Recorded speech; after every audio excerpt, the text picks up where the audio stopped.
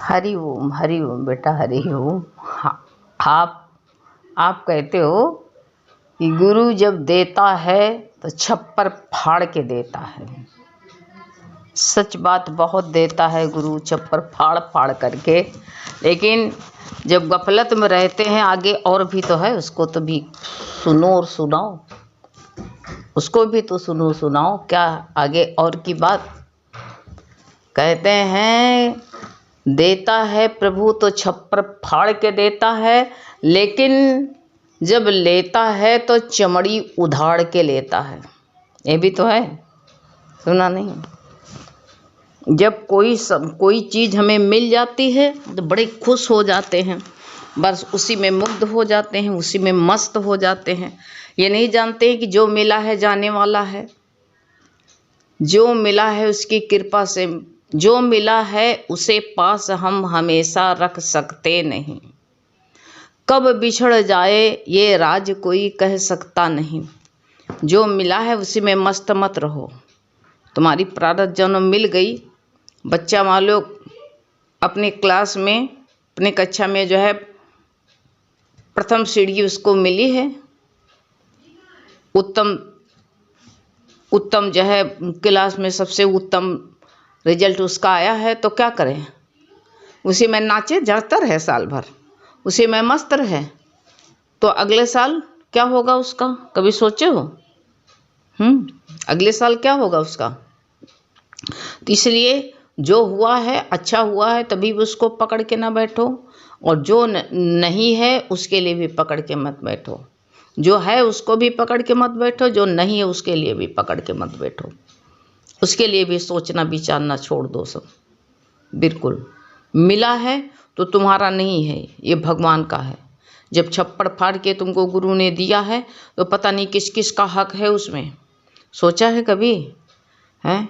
उसमें डॉक्टर का भी हिस्सा है, दवाइयों का भी हिस्सा है, उसी में सब का हिस्सा है, न्योता है किसी का जाना, किसी बहन बेटी की शादी होती उसका भी, इसमें बेटियों का भी है, सबका, बेटों का भी फीस में जाता, कहाँ जाता है वो पैसा? कभी ऐसे थाना पुलिस में भी चला जाता है। कहाँ से आया है, कैसे आया है जो कुछ भी मिला है उसको ले कर के मत बैठो। भगवान की चीज़ भगवान को अर्पण कर दो, अपने पास मत ले कर के बैठो उसको। मिल गया तो उसको जो है हम क्या करें? ओढ़े बिछाएं कि क्या करें, कहाँ रखें? रात की चैन उड़ जाएगा। उन्हीं भूजी भूजा दोनों रहते थे, 99 के चक्कर में मत पड़ना। दोनों भूजी भूजा बड़े आराम से भगवान का भजन 2 घंटे सुबह बाहर जला लेते और जो है भूज लेते, अनाज सब का जो कोई लेके आता उसको भून देते, और भून करके बड़े आराम से भजन, बोरा बोरी सब धोती कपड़ा बिछा लेते, बड़े आराम से सब भजन करते। लड़का बच्चा, बूजी जो था, उसकी पत्नी जो थी, सब जो है बड़े आराम से भजन करते थे। अब जो बगल में एक दंपति रहता था सेठ, उसकी पत्नी बड़ी श्रद्धालु, बहुत ही जो है कितनी भाविक रही थी। तो वो पति से अपने कहती है कि देखो, वो देश विदेश में उसका बिजनेस चलता था उस सेठ का। उसकी पत्नी बड़ी सात्विक थी, उसका भाव था कि हम भी, हमारे घर में भी साध संगत हो, ऐसे मन होता है, विचार हो, आज मन बनाओ तो कल ऐसी, गुरु कहते तुम जो सोचोगे वही तुम्हारा पक्का हो जाएगा। तुम्हारी सोच जो होगी वही तुमको पक्का कर देगी। तुम अच्छा सोचो ना, मन तो बनाओ। कहा नहीं, मुझे प्राप्त होने के लिए इच्छा तो करो। 12वें अध्याय में कहा है कि नहीं कहा है?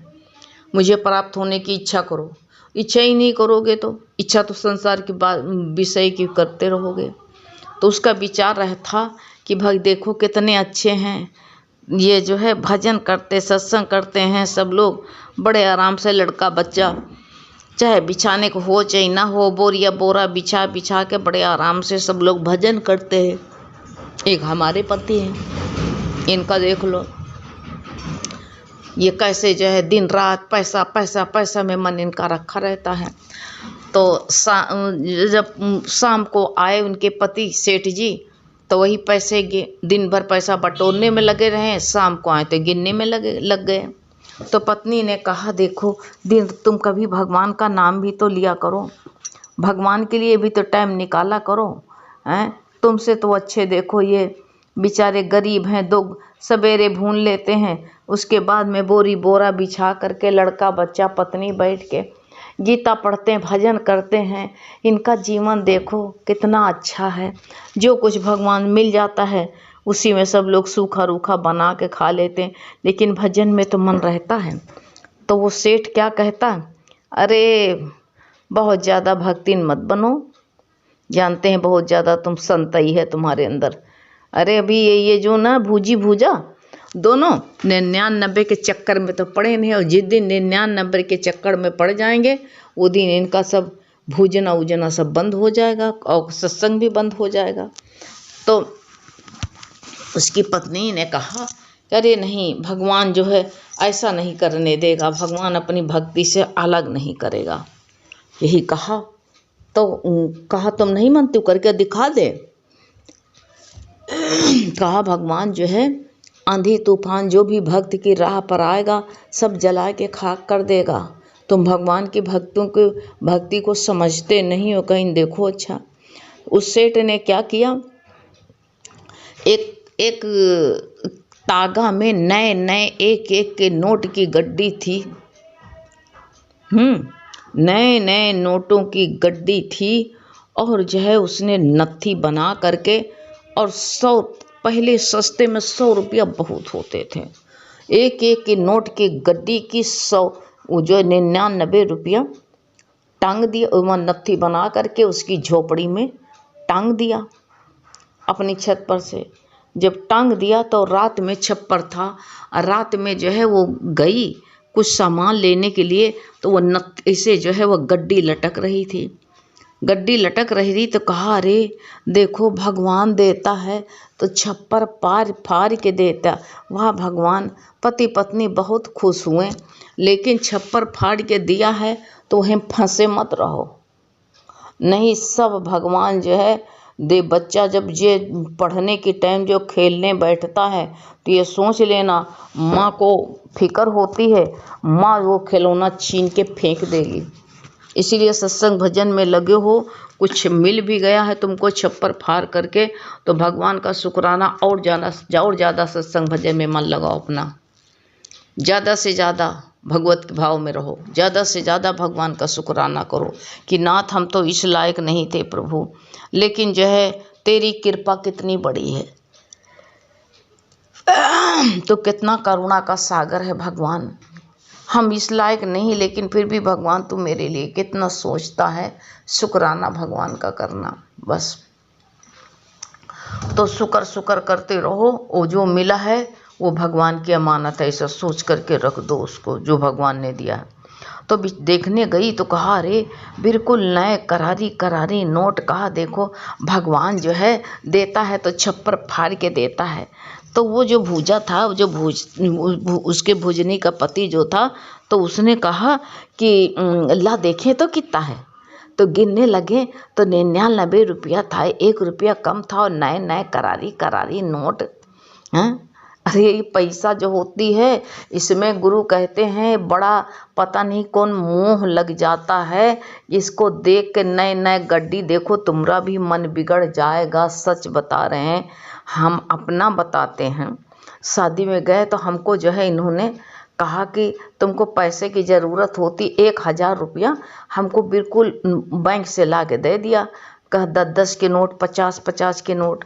कहा जहाँ खर्चा पड़े हमसे मांगना नहीं, पर बार निछावर कर पड़ती। 10-10, 20-20 देवर की लड़के की शादी थी तो हमको दिया। तो हमरे मन में आया कि पुराने नोट जो है खर्चा कर दें, इसको रख दें। सच बता रहे हैं, गुरु कहते हैं कि नोट करारी क्यों होता है, इसमें भैंसे की चर्बी लगाई जाती इस नोट पर कि पानी वानी पड़ जाए तो जल्दी गले ना। कभी कभी देखो भूल से कपड़ा धो डालते हो तो गलता नोट, गलता नहीं गलता है। इसमें भैंसे की चर्बी चढ़ाई जाती है। तभी तो कहते हैं कि इन्फेक्शन खाने, तुम लोग क्या करते हो, खाना खाते रहे मुंह में दबा लेते हो, इसीलिए कैसे कैसे कैसे इन्फेक्शन हो जाते हैं। तो वो एक बताया जो जानता था इस विषय में, उसने कहा दीदी इस पे भैंसे की चर्बी चढ़ाई जाती, इसीलिए नोट गलता नहीं। हमने कहा हाँ भैया। कहने लगा हाँ सच है। तो इसलिए जो है उन्होंने कहा ला गिने तो वो भूजा जो था उसने जो है क्या कि देगी ना तो 1 रुपया कम था, 99 रुपया थे।